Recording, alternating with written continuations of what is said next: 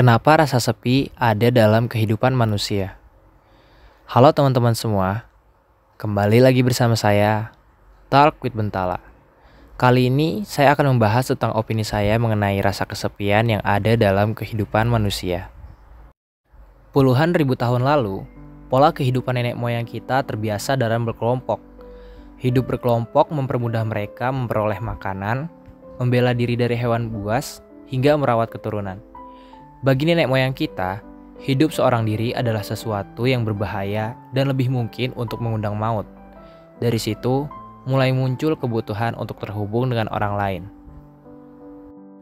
Karena hidup berkelompok berhubungan dengan proses bertahan hidup, kebutuhan ini kemudian diturunkan secara turun-temurun dari zaman nenek moyang kita sampai kepada kita saat ini.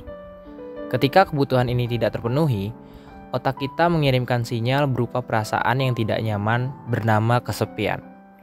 Seperti halnya rasa lapar yang timbul saat tubuh kekurangan asupan energi dan mendorong kita untuk makan. Fungsi dari kesepian sebenarnya adalah untuk mendorong kita mencari sebuah makna tertentu dalam hidup atau perlu adanya aktivitas berkoneksi dengan orang lain. Lalu, apa sebenarnya kesepian itu? Menurut Gitvold, kesepian adalah situasi yang dialami oleh individu di mana ada hal yang tidak menyenangkan dan tidak dapat diterima dari kurangnya kualitas hubungan tertentu. Robert West membedakan kesepian menjadi dua jenis, yaitu kesepian emosional dan kesepian sosial.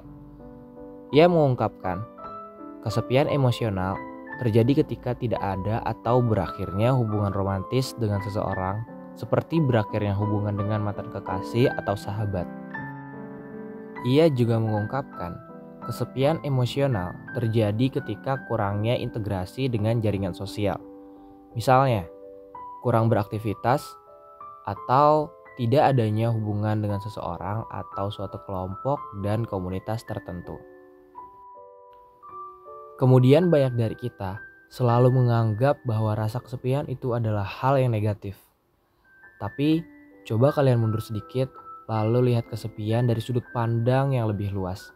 Terkadang, ada beberapa manfaat dan hal-hal positif yang keluar dari perasaan kesepian.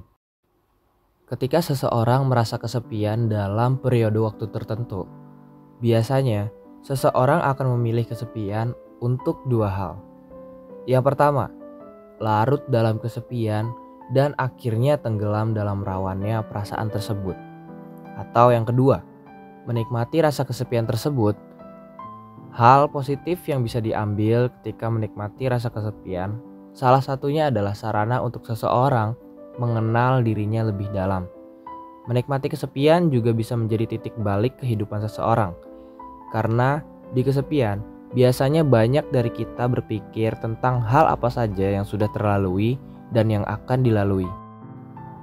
Dari situ kita bisa belajar serta introspeksi diri kalau kita sudah sejauh mana dan sudah melakukan apa saja.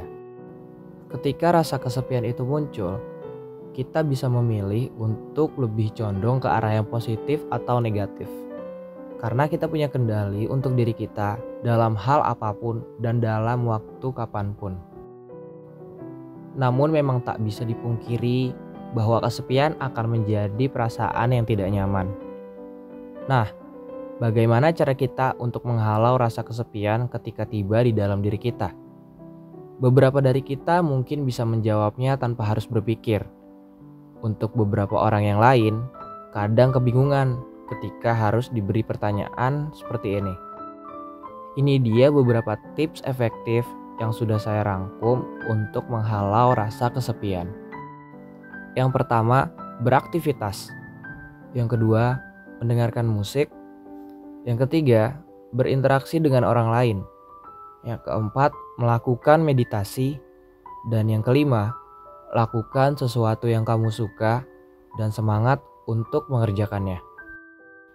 Nah, beberapa tips tersebut mungkin akan membantumu untuk bisa menghalau rasa kesepian dalam periode waktu tertentu. Jadi, rasa kesepian sebenarnya baik atau buruk sih? Balik lagi lihat ke diri kita, ketika rasa kesepian itu muncul, kita lebih condong ke arah yang positif atau negatif. Karena kita punya kendali untuk diri kita dalam hal apapun dan dalam waktu kapanpun. Oke teman-teman semua, jangan lupa like serta komen ya. Pelajaran apa yang kamu bisa ambil dari pembahasan kita tadi. Serta jangan lupa subscribe channel Talk with Bentala. Saya pamit undur diri, terima kasih.